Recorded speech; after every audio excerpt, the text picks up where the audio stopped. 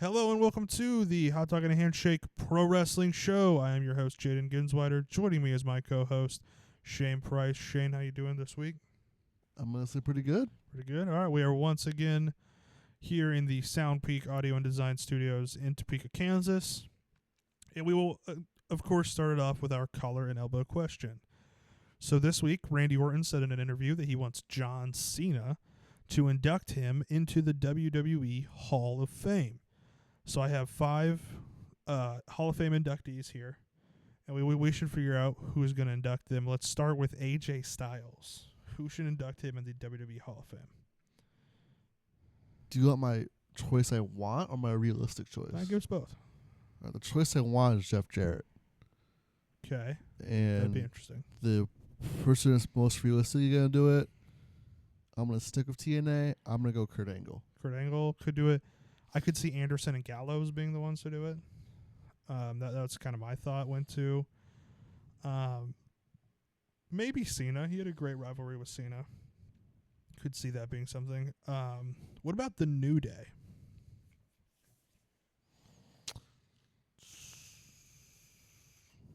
Usos. I think probably the Usos. It's got to be the Usos. I mean, there could be some other options, but I think the Usos is probably number one. And then one that might be a little more difficult just because of how long his career, the span of his career was, Chris Jericho. Yeah. Could be Shawn Michaels. Could be... He'll say no, but going full circle and having The Rock induct him. The Rock inducting him, yeah, that would be cool. Kevin Owens would be a great option. What about Chris Jericho's former tag team partner, The Big Show? Yeah, I can see that too. Okay. Who would induct The Big Show, though? Oh. That's what I was asking. Sorry. Who did The Big Show?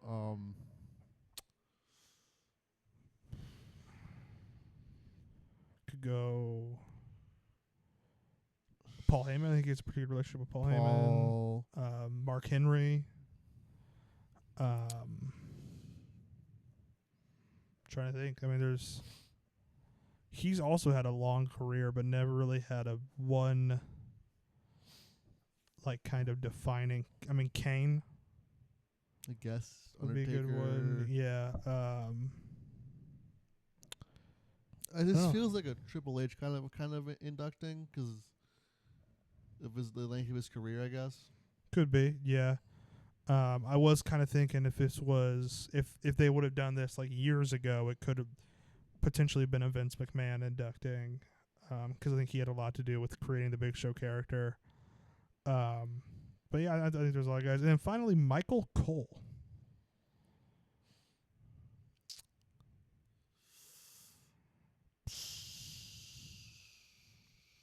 Lawler? I think maybe Lawler, but I mean he's getting up there in age and is in kind of poor health. So like let's say if Lawler just like physically couldn't do it, which is a real possibility, who else would you do? McAfee? Because I mean they become real good friends. Bailey, McAfee, Bailey. Who do you team with in like 2011? Jack Swagger, The Miz. Yeah, The Miz. Booker T even. I mean he's had a lot of influence. Someone like Cena would be a big one too. Or The Rock. Didn't The Rock always Rock and Michael Cole interviews, weren't those always kind of fun? Yeah. Yeah. All right, so you want to move on to Outside the Ring news? Might as well. All right, starting with I would say easily the biggest news of the week. 2025, Arlington, Texas, All In Texas at Globe Life Field where the Texas Rangers play baseball. Thoughts? I still would have preferred SMU Stadium because it's a bigger capacity. Mm-hmm. And you probably fit more people on a football field than you can on a baseball field. Mm-hmm. So that would have been more people. And it's a better location. It's not in Arlington, but Hear me Arlington out. does, like AEW, so. AEW, known for their stage design, known for the face tunnel, heel tunnel. Face dugout, heel dugout. like Tokyo Dome style in the pre-show where they come out the dugout. I like that. That. I'd be face dumb. dugout. The faces come out of the home dugout. The heels come out of the away dugout. I'm gonna try to save up and go to this. I know you're planning that too, so I think we'll try to go to that next year. But that's just awesome. All In coming back to America. In other AEW news, Tommy Billington has officially signed with AEW. What do you think of this signing? I think, I mean, from what we've seen, it's a pretty good signing. He's a spitting image of the Dynamite Kid. So, but I just feel like the issue is that I don't know where you're gonna put him in. Just random matches for a while, I guess. Yeah, Ring of Honor guy / kind of collision matches here and there. Bring him up. I think a trio run with FTR would be cool. Yeah, I can see that. I think he'll be in the Casino Gauntlet at All In this weekend. I mean, I think that would just kind of be a pretty easy, just throw a British guy in there. But, the matches he's had so far have been great, and I'm excited to see where he goes. I think he can definitely reach the heights of TNT International Continental Champion. He definitely could reach mid-card champion, and we'll see if he can grow into something even greater. Yeah. So, we'll see. In WWE, this week we lost an all-time great. Afa Anoa'i of the Wild Samoans passed away this week. He was a huge influence on wrestling. Of course, him and Sika were kind of the original Samoans of the family, and then also just had a big impact on tag team wrestling. We lost Sika earlier this year, so rest in peace to Afa. He will be missed. And in a bit more lighthearted WWE news, LA Knight signed a contract extension. Much deserved. Reportedly got a pay raise. Also deserved. And a terrible T-shirt. Yeah. Yeah. So if you've not seen that, there is a new LA Knight shirt that says, "I lack social skills," and that's what the front of it is. It is awful, but it's a really good joke by whoever created it. Because anyone who buys a shirt and wears it outdoors that says "I lack social skills" does lack social skills, and they probably don't know it. It's a shirt. It's letting people know, There's layers to this. It's really layers to this. And then this was just announced like a couple hours ago. Pat McAfee said that tonight will be his last Raw for a while. We knew they were restructuring the commentary teams, and so it looks like Pat's going to go on a break for a while, do other stuff, probably because the college football season's coming up. And he does College Game Day. I would imagine that's part of it. Week 0 is next week, so. Yeah. So, Pat McAfee will be gone. We know there's a new hire coming in. Michael Cole's going to be going to SmackDown. The way I would do it is have the new guy do NXT first and pull Vic Joseph up to Raw. Because Vic Joseph is good. I mean, he's the only good part of that NXT commentary team. So pull him up, have him and Corey do Raw, and Wade and the Cole issue is that's not happening. They already announced Raw's new guy, so. Really? Yeah. That sucks. It's Joe Tessitore. But it's going to be just the same situation we had years ago with that other guy they hired from ESPN, Jimmy Smith or whatever. Like you're just going to throw him right into the wolves and nobody's going to like it. Yeah, but this is WWE and they never learn a lesson. Although I'll give it just Tessitore. He does have experience in bad, well, kind of okay scripted shows commentating, and holy moly with Rob Riggles as color commentator, so it couldn't be much worse. Yeah, I don't know. We'll just have to see. And then other news, we concluded the G1 Climax yesterday with kind of an awesome final. If you haven't been listening, we each picked a guy to follow throughout this tournament. I picked Zack Sabre Jr. in the... Was I in the B block or was I in the A block? A block. And you picked Yota Tsuji out of the B block, and that ended up being our final. So what did you think of the final? And the semifinals, if you want to talk about You know what? Let's start with semifinal, I guess. Mm-hmm. I was very impressed with the amount of talent who made it in. Mm-hmm. I mean, let's see. It was Zach and Shingo, which was That's They had 2 awesome tournament matches. huge, yeah. I loved both. Those were probably, I mean, those 2 matches in the final were my 3 favorite matches of Zach's run here. And then Tsuji had Dave Finlay, which that's the leader of Bullet Club, so that's another big time deal. Mm-hmm. So that's those 4 getting in were pretty solid. Mm-hmm. I think it was good matches there. The final was another good match. Final was awesome. One of the best matches of the tournament, obviously. I think they said it was the longest singles match Yota Tsuji had wrestled to date. I wouldn't be surprised. But it was great. I thought Zach and Tsuji had great chemistry. They really worked well together. And in the end, it came home. I've been saying it's coming home. It's Zack Sabre Jr. pulls it off. We have won the G1 Climax. Just the second foreign wrestler to win it. Kenny Omega won the G1 in 2016? 2017? So I think there was 16. 16, I think. And then if you count the previous versions of the tournament before it was named the G1, Andre the Giant and Hulk Hogan are also on that list. So pretty rarefied air. So it was also the first time that both men were making their G1 final, like their first G1 appearance in a G1 final since 2012 when it was Carl Anderson and Okada. Every year since then, at least one person in the match had been in a G1 final before. And kind of interestingly, breaking tradition here, Zack Sabre Jr. looks like he's going to take his title shot at KOPW on October 14th. You don't think it's going to happen? I think it's a mistake. Okay. The only reason that I see them doing this is because they're doing Royal Quest the week after that. So Zach's probably going to walk into Royal Quest as the heavyweight champion. Is what I would imagine is happening here. Contracts for Wrestle Kingdom, so no, it's they made it sound like that it's in New Japan, like kayfabe. It's a time of their choice. Just the wrestler always tends to choose Wrestle Well, Kingdom. the briefcase they carry always says 1-4 on it. So Oh, okay. I don't know. It just the commentary made it sound like it was his discretion to pick where he's going to use it. Maybe that's a new mechanic. it might be. It could be new. And then of course, in his post-match promo, Zack Sabre Jr. shouted out Yoshinari Ogawa, who was a Noah, really a Noah legend who retired this week due to injury.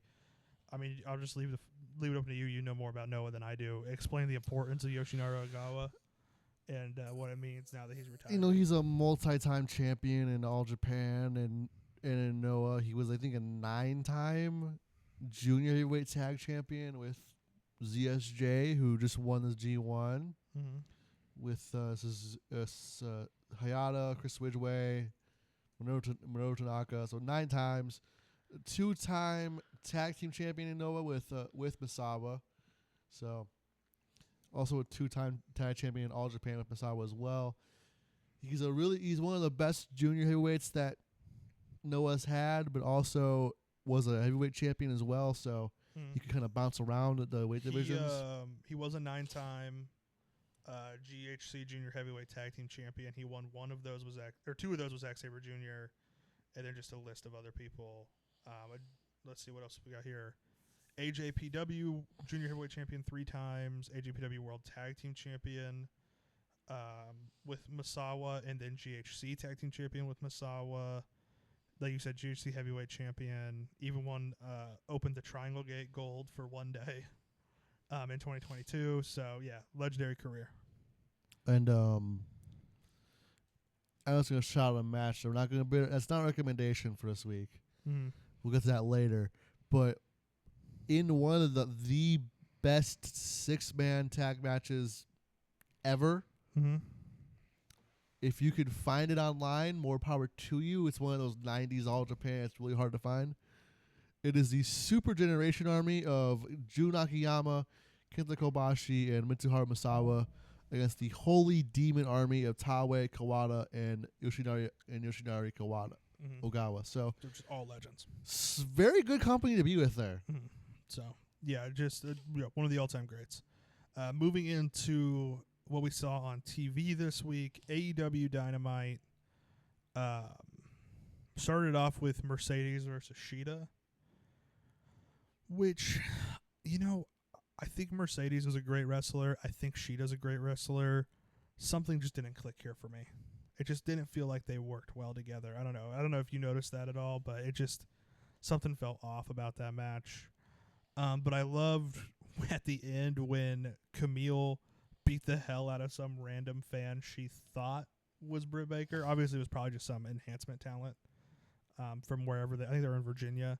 And then Britt Baker coming out of the crowd from another angle was really fun. Orange Cassidy, Roderick Strong, and Kyle O'Reilly. What a match that was. That was a very good match. Is there anybody that has the opponent chemistry that Roderick Strong and Kyle O'Reilly have right now? That's a tough. I don't know. They are there with Sammy and Kevin Owens level of just perfect wrestling chemistry. I don't know. Would you agree with that or? I think so. Yeah, I don't. I just think it's great. But Orange Cassidy winning that match means that he gets the number 1 spot in the Casino Gauntlet. And if you remember what the Casino Gauntlet is, that's where you want to be because the match can end at any time. It could end with 2 people in the match. It could end with, I think they say the max is 21 people. Well, and that's that's the the casino part match, of it. yeah. So it could end with 2 people up to 21 people. So you want to be in early so that you can try to score a win. Because if you get number 10, there could only be 9 people in the match before it's over, and you just don't get to get in. And then did you watch the Bryan Danielson Good Riddance video? Yes. How do you feel about it? It feels like such a Bryan Danielson music pick. Mm-hmm. I don't know. It leads me to believe that Bryan Danielson might legitimately lose this match. See, that's what it's supposed to do. But I know Bryan Danielson, and I know him to be a liar. And it feels like the kind of thing where they saw everybody being after he announces that he put his career on the line, everybody was like, oh, well, Bryan's going to win. So they put this video package together, also off the back of have you watched Deadpool and Wolverine? No. Okay, well, in the end credits of that, there's a video set to Good Riddance of a bunch of behind-the-scenes footage from the Fox Marvel movies, the X-Men and the Fantastic Four and Daredevil and Elektra and all those.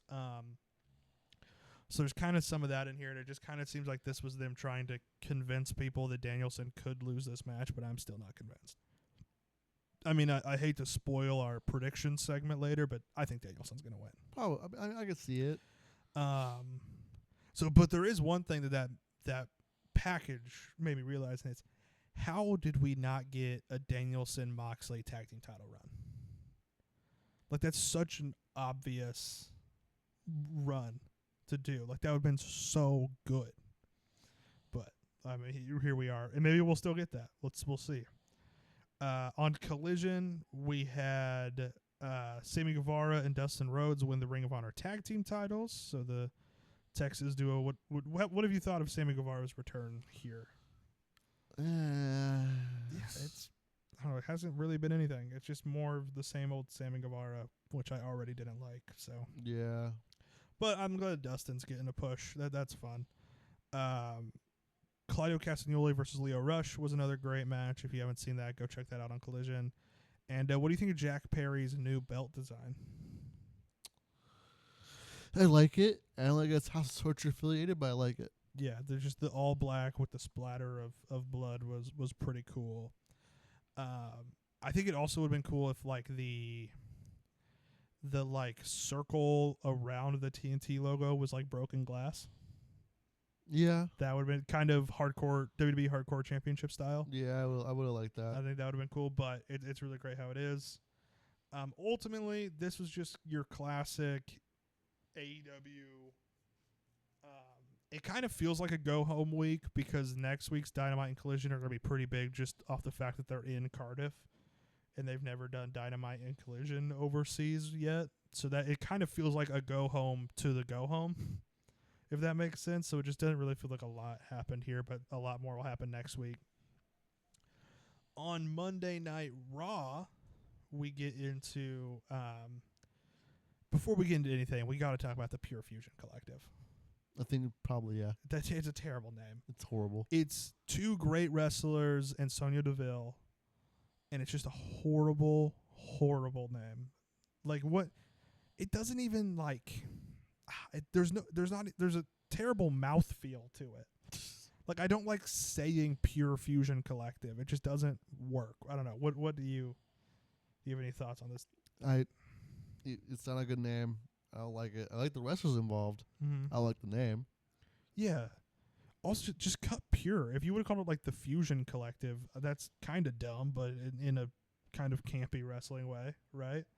That could be fun. Also dumb. Just the calling of the Pure Collective would work too. Yeah, but I think it's the Pure Fusion part that's really driving me here. Yeah. We had an awesome segment where involving four guys who, whenever they have the microphone, I am locked in. That being Randy Orton, Gunther, Drew McIntyre, and CM Punk. So it started with Orton and Gunther and hyping up their match, which I'm sold. You don't gotta really do much work to get me in on this one. And then Drew McIntyre comes out because, of course, he thinks he deserves a shot at the title, which then, of course, leads to CM Punk running out and beating him up. The way they did this feels like classic booking to invoke maybe a tag team match on the go home to Bash of Berlin. Punk and Orton versus Gunther and Drew. I feel like that's a classic move for them to do. Yeah. If that's what they're gonna do, like whenever this is kind of happening, I think it would be a banger. It would be a good match. Like give them the last 20 minutes of Raw. I feel like that concept's kind of overdone now. If you feel what I mean. It feels like something that honestly, it doesn't feel like we've seen them do a kind of thing like this in a while, though. You know what I mean? I don't know. It feels like a classic, like Vince maneuver. Like if you were, just watch some Raw in like 2008, and it's like Cena and Triple H versus Orton and Edge or something, or Orton and Batista or whatever. Like it just kind of feels like that kind of classic. But I don't know. I think it could be a really fun way to do this and get those guys in the ring on Raw. Bronson Reed, I had a revelation this week, right? Because we get another segment of like Bronson Reed, he beats The Miz in a match, and then he tsunamis R-Truth a bunch of times, right? And then later in the show, they show that Mark Henry was in the crowd, and it clicked. Bronson Reed's just doing the Hall of Pain. Pretty much, yeah. Like that's what this is. Like I haven't been excited about it, but now I realized, this is just Bronson Reed doing Hall of Pain and Mark Henry. Except for Mark Henry at the time was a much more intimidating man than Bronson Reed is now. I don't know. It feels like they're doing the Hall of Pain, and it might work, but it's not quite working for me yet. I want to see them actually do something with it. That's fair. So we'll have to see. And then Braun Breaker and Sami Zayn had a killer 2 out of 3 falls match. I really loved it. It was exactly what I wanted from this storyline, and it worked. And now we can see them move on to other stuff. I think we'll probably get Braun versus Ilya in Berlin. Because you got to get Ilya on that card, right? Yeah. I mean, yeah, it has to happen. Okay. So you also think it'll be Braun Ilya? Probably. Yeah. I like that. And then on SmackDown, a few things here. First, Mia Yim interfered in Nia Jax's championship celebration. What do you think of Mia Yim getting a little bit of a push here? I mean, ultimately, she's just kind of the first challenger being fed to Nia Jax here. I don't like the Nia Jax championship reign. I think it's an experiment gone wrong already. I don't like the whole. I didn't like the concept of it before it even started. So I agree. Fair, but I like Mia Yim. I think it's it's a unique challenger that we haven't really seen before, so it could be interesting. Mm-hmm. A shock win would be nice. Yeah, it's not gonna happen. It'd be nice. And then the Street Profits earn a shot at Jacob Fatu and Tama Tonga. Once again, it feels like just a tag team being fed to the new champions for their first challengers. But I mean, it's always nice to see the Street Profits getting pushed now that Bobby Lashley's gone. Like they're still going to keep the Street Profits in mind and try to heat them up a bit. Do you think the Street Profits should take the titles off the Bloodline this early? Maybe something kind of dusty finishy with Roman and gets involved or something. I don't know. See that. I don't know. I just got, because of the classic review we're recording later today, I got dusty finishes on the mind. Of course, yes.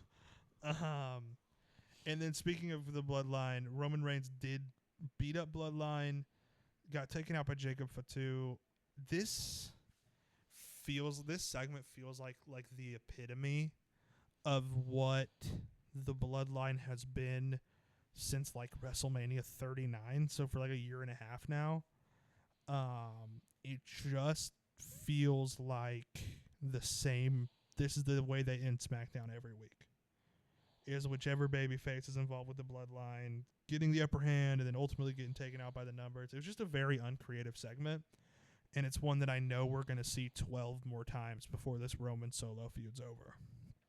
Well, I mean, what are your thoughts on how they're handling the Bloodline? I don't know where we're gonna go from here. Yeah. I don't know. Okay, I know where we're going to go because we're going to go to Roman versus Solo. Right. Well, I don't know how we're going to get there. Yeah, that's what I'm at. How are we going to get to Roman Solo from this? Because this is, other than the fact that it's Roman Reigns and he has, like, maximum charisma, like, I can't find myself interested in this at all. No, I don't. No. It just, you know what I mean?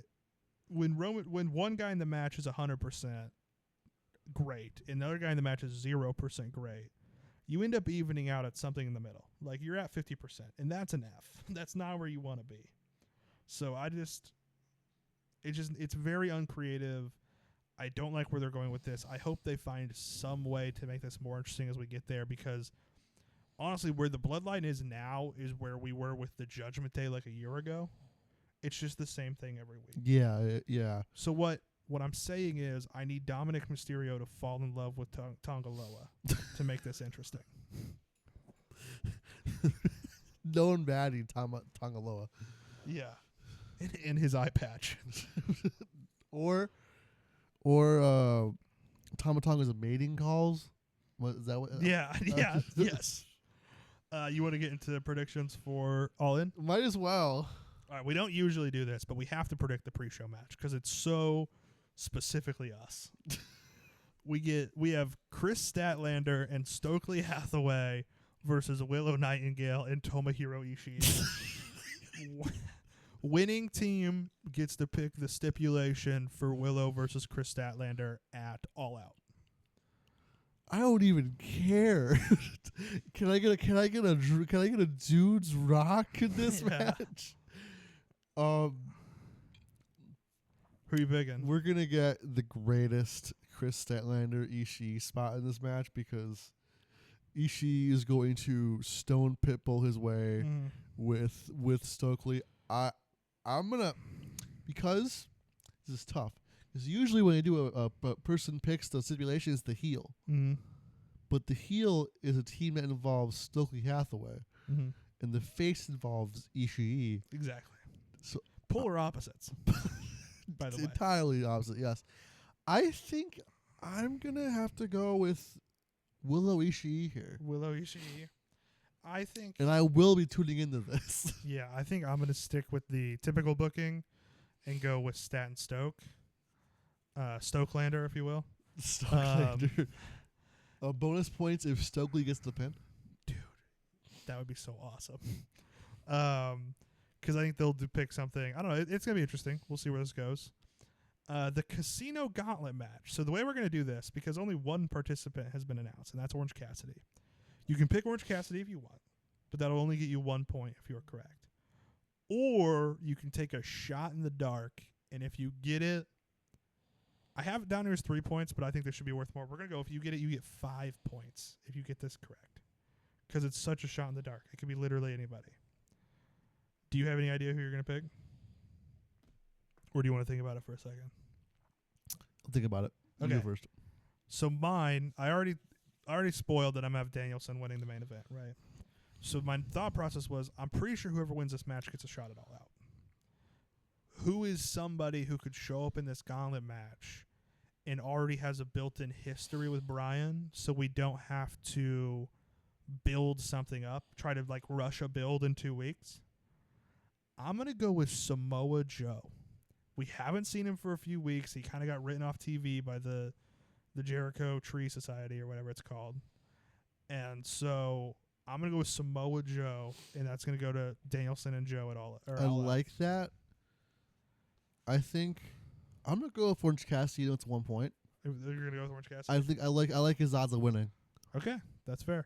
Other idea I had was Moxley, obviously, would be a good one anytime. Who do you think is going to show up in this? Any ideas? I think this is a regular Wembley surprise. Michael Oku? Maybe Michael Oku, maybe like a Grado again. I like the idea of Tommy Billington being in it, like we talked about earlier. I think Pac could be in Grado, this. but they pay for for Madonna. Yeah. Shota Umino. He did his excursion in Rev Pro. If Mox is in the match, you could have some fun Shota Mox stuff. I can see that. Anybody else cool from AEW who could pop? Jay White potentially making his return. And he was told to be close, so Yeah, Adam Cole, baby. Or do you think we're still far out on that? I think we're a little far. Okay. We'll have to see. Next, we have Chris Jericho versus Hook for the FTW title. This feels like a Hook thing. Yeah, Hook's going to win. Then we have the Young Bucks versus FTR versus the Acclaimed for the tag team titles. Who are you picking?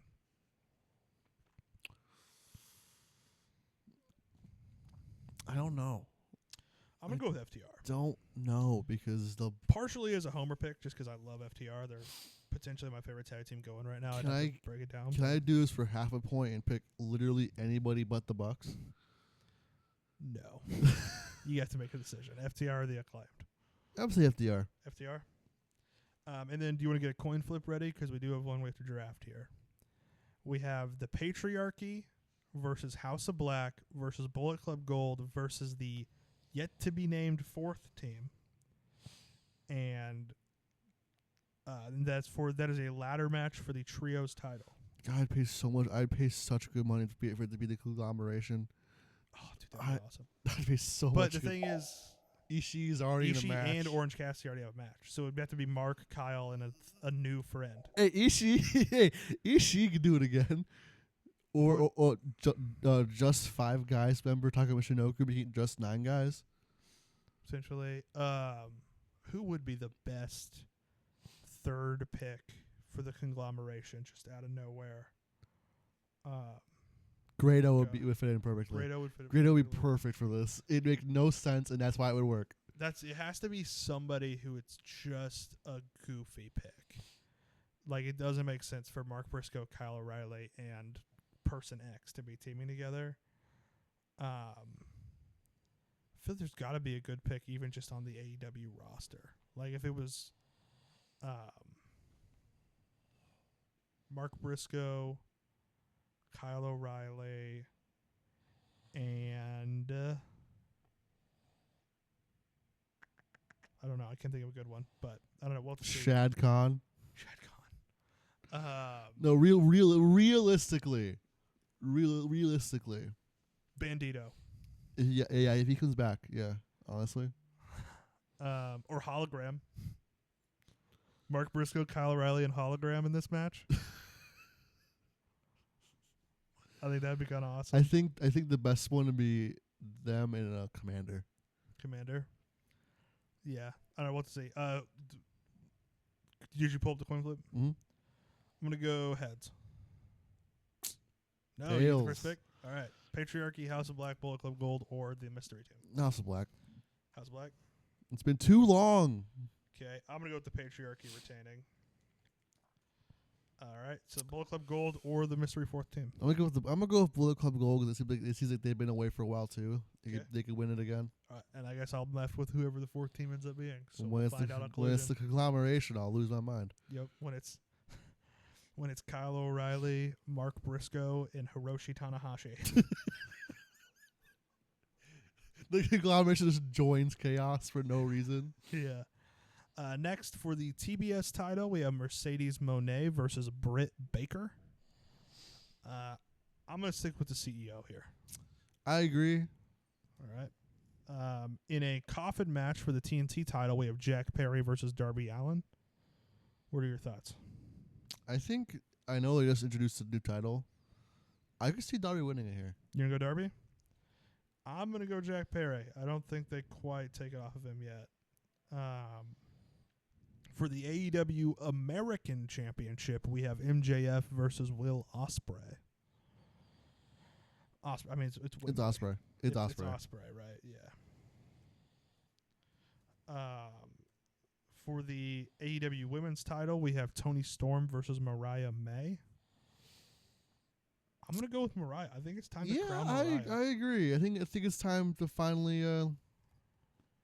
Yeah, I mean, I feel like I picked literally like every title except for the trios title. Oh, the trios and the TBS to change hands, but it's all in. Gotta go big. It's all in. So.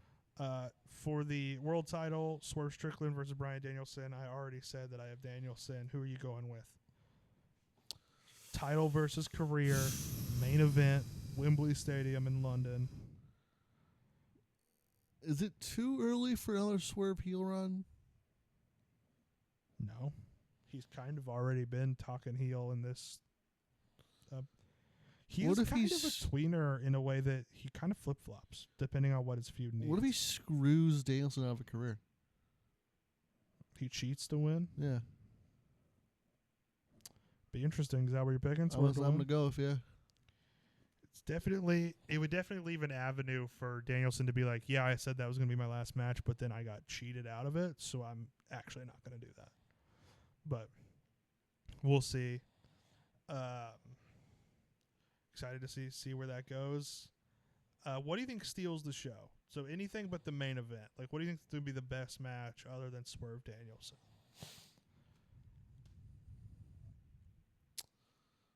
Probably the ladder match. I was thinking the Casino Gauntlet. It's going to be interesting. Or MJF Ospreay could easily just be a complete 5-star banger. We'll see. I don't really have any miscellaneous notes this week, so we'll just move right on to our favorite things of the week. Shane, what is the bronze handshake this week?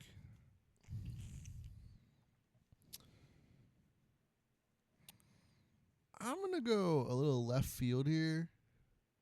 I'm going to pick the most recent GCW event. Okay. What was that one called? I think No Signal in the Hills 4. Okay. Because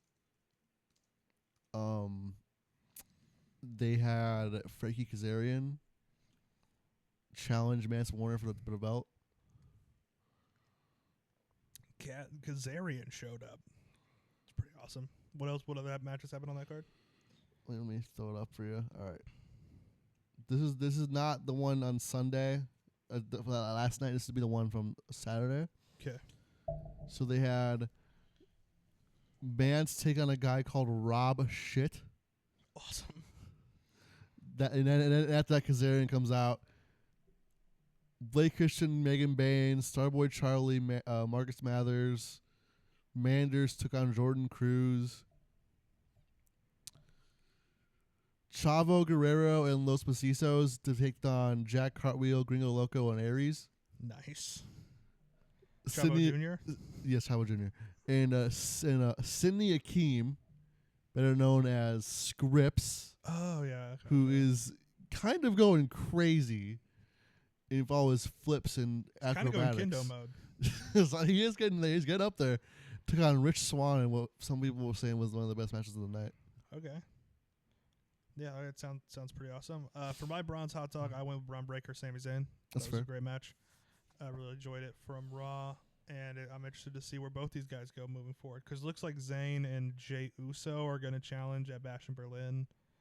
They're going to challenge Balor and McDonough. So we'll see. We'll see where that goes and where Braun Breaker goes from here.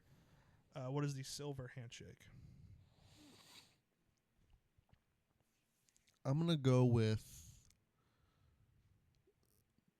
Dynamite. Just Dynamite as well. Yeah. It was a great episode. I completely agree with that. My silver hot dog. Maybe surprisingly that it's not my gold, but I have a good gold. Zack Sabre Jr. versus Yota Tsuji. That's gonna be my silver. I thought it was an incredible match, definitely the best match from this week. But there's kind of we'll get to it with my gold. What's your gold? No, my goal was G1 Final. Yeah. ZSJ versus Tsuji. It was an incredible match. My gold's gonna go to Tony Khan. Because this week we saw the conclusion of the Arlington residency that they did, and I thought that was really, really awesome. I thought the way they did that was perfect with the smaller venue. It felt like Universal Studios in Orlando for the Impact, or like Full Sail for NXT. And then just the way that he booked it felt like he was booking a territory versus just like another episode of a traveling TV show. Yeah. So I really enjoyed it, and I really think he should do more of those. Even I would love if Collision just changed its location every month instead of every week. If every month of 2025 he could find a different place to have them for the entire month, it would be incredible. Moving on to the lightning round, of course, is where Shane will give me his excitement levels on a scale of 1 to 10 on a bunch of matches we have coming up this week. Starting on Raw, we have Ivy Nile and Maxine Dupree. Give it a 6. 6, all right. The Unholy Union defend the women's tag team titles against Io Sky and Kairi Sane, and the Pure Fusion Collectives, Shayna Baszler and Zoe Stark. I hate that name so much. I hate the name. It's probably a solid match. Yeah, it's going to be a pretty good match. I'm going to give it a 7. So, the New Day and Odyssey Jones versus Karrion Kross and AOP from the Final Testament. You know what? Odyssey Jones had some controversy back in the day in NXT, but I can't admit that match is going to be fun. Mm-hmm. I'll give it a 6. And then Sheamus versus Pete Dunne. That's a 10. That's a 10. That's a 10. Moving on to Dynamite, we have Big Bill versus Hook. I'll give it a 7. I love watching Hook throw around a big guy. Oh no, that's the best part about it. Hook throwing around big guys and small guys is like his entire thing. Chris Jericho versus Tommy Billington. I'll give it a 5. I don't know how Jericho's going to wrestle Tommy Billington. I just really hope he doesn't recruit Billington into the Yes, that's what I'm afraid of. That's why I'm giving it a 5. In a match that's just a completely confusing booking decision for me. Actually, the next two really are. Tony Storm versus Saraya for the women's title. 0. Good. Yes. Why are they doing this? I don't. All In is this week. Because they're going to give Saraya another title win in the UK. It's in her contract. Don't you know that? Yeah. But it's not even like Saraya's been in the picture. She hasn't been on TV for weeks. Was she really in the picture last time she won it? Yeah, because she was on TV. This is out of the blue. You know what I mean? It doesn't make any sense. Like there's literally nothing that makes sense about it. Not just that it's a poor booking decision because of how close it is to a real It is, yeah. big women's title match. But like because Saraya hasn't even been in the picture at all. Because, yeah, Saraya's not good. She wasn't good. She wasn't, like, having a good run last year when she won it. But she was at least on TV, right? You know what? This could be the perfect time for an eliminator match. Yeah. Not a title match. The eliminator match. This would be perfect fit for that. But no. And then this match is only confusing in the booking to me because it just should be on All In. It shouldn't be the week before. Okada defending the Continental Championship against Claudio Castagnoli. Yeah, it should be on All In, too.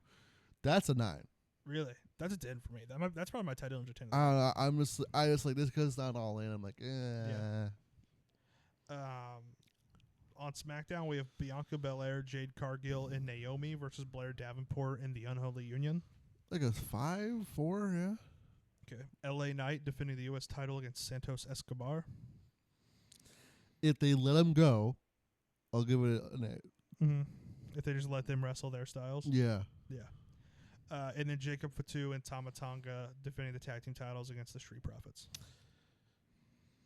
Can we have Jacob defend it by himself instead? Yeah. I want to watch Jacob Fatu just throw around Montez Ford. Yeah, no. For like that's solid, for like a solid 8 minutes. That's like an 8 because I want to see Jacob Fatu do Jacob Fatu stuff. Mm-hmm. We don't have anything for Collision except for just that there's going to be a trios match to determine who's the fourth, but we don't know who those two trios are yet. And then from CMLL, the Grand Prix International Torneo Cybernetico match. Team International is Akira, Claudio Castagnoli, Davey Boy Smith Jr., Flip Gordon, Ikiro Kwan, Kyle Fletcher, Mansoor, Robbie X, Rocky Romero, and Yota. Team Mexico is Atlantis Jr., Esfinge, Euphoria, Mascara Dorada, Templario, Titan, Ultimo Guerrero, Valiente, and Volador Jr. That's a lot of names. The fact that Flip Gordon cannot produce this from a 10 is saying this is my title 10 of the week. I am so interested to see how this is going to go. I just love that Claudio Castagnoli and Mansoor are on the same team. Maybe that's why it's not an All In, because he's doing this. Because he's doing this? Yeah, that's true. But, like, Tony, you could have had the foresight to know you wanted to do Claudio at All In and sent literally anybody else to this. Yeah. Could have sent Wheeler to this, or, I mean, who's not on the All In card that's like a you could have sent, I guess Jeff Jarrett works at AAA. What? You could have sent Jeff Jarrett and people would have lost their minds. Yeah. So that means Jay Lethal's probably out of the question too. Well, Satnam Singh and Jinder Mahal are tag champs now. You could have sent Mark Briscoe to this. Oh yeah. Mark doesn't have to be on All In. I mean, I'd love for him to be on All In, but you could send Mark Briscoe send Mark Briscoe to this and have him do some crazy things, like just jump off of every rope he can. Exactly, yeah. That would have been great. I don't know. Match recommendation of the week. This one's one of yours, so you want to talk about it? Yeah, it's one of the better matches that was in the no audience era of Japanese wrestling. So keep that in mind when you watch the trial finals or watch this. Era, it's 2021. It's from, I think, like an Abema pay-per-view, but it's a Abema Premium Match Series Night 1. It's supposed to be a Wrestle Universe. The cage match says it's on Wrestle Universe. Okay. So the match is going to be Yoshinari Ogawa, who again retired this week, against Kaizo Kiyomiya. The next big stud of Noah. Pretty much, yeah. This is one of the best singles matches that Ogawa's had. Because when I think of his best matches, that's the tag. He's primarily a tag team competitor. He's a 9-time junior heavyweight tag specialist. Champion. Yeah. Him and Misawa had like 6 runs total. So he's like what, like he's also kind of total? like Edge, where Edge has had like 12 tag titles with like 6 partners. Yeah. He's kind of like that. He's had a bunch of different partners. Yeah. Really, the only guy he's ever been like regular with was Misawa, but in the junior weight. And who was his partner in Stinger? I just had his. Let me see if I can. I don't remember, but I know Hayata. He won 3 with Hayata. So that's different. Yeah, him and Hayata, him Misawa, him ZSJ. Yeah. Really the ones that come up to my head. I think that's the best easily accessible match. His best matches are like those tag matches with Holy Demon Army. But yeah, like I said, this one's just the best match that people could probably actually find. Yeah. If you want to listen to more of us, classic reviews, we just put out AAA March/April of 1995. Just so that was kind of a odd experimental episode we did. So that's out. If you want to understand our Super Kendo references, you can go watch that. And then coming out later this week in celebration of All In London, we are doing All In from 2018. And it also kind of wraps up a trilogy we've done where we did Dominion from 2018, the G1 Final from 2018, and then All In from 2018, which feature quite an overlap of talent with those Bullet Club guys and Kota Ibushi and Kenny. So, and Okada. So it was a solid show. This week for the poll, who's going to win? Swerve or Danielson? I'm just gonna put that out, another 2-option poll, like who's taking it home, because I'm leaning Danielson, but I think the public perception is it's pretty 50-50. Like I think if you Family Feud style polled 100 people, I think you would get pretty close to 50 Swerves, 50 Danielsons. So, Right. Yeah, I would agree. Anything else before we're out of here? All right. Thank you for listening once again, and don't forget to just keep enjoying wrestling.